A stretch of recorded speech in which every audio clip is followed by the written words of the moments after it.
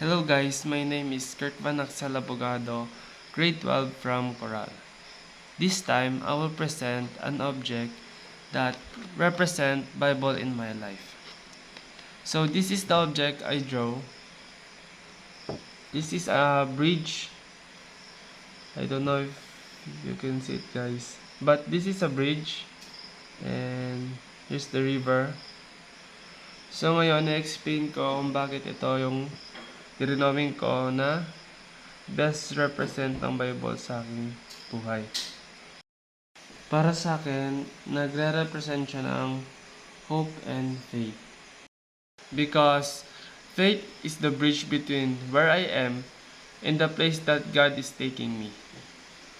Si Jesus ay namatay para sa ating kasalanan upang ito ang maging tulay para mabayaran ang ating mga kasalanan.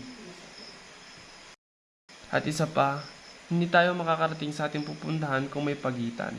Kaya naman kailangan natin ng daanan upang makarating sa kabilang dako at makamit ang tagumpay. Bridge ang best example ko sa Bible dahil alam natin na ang Bible ay ang tulay upang mapalapit tayo kay Jesus. And yun guys, ito yung best thing na nagre-represent sa akin ng Bible. And that's all guys. Thank you. And bye-bye.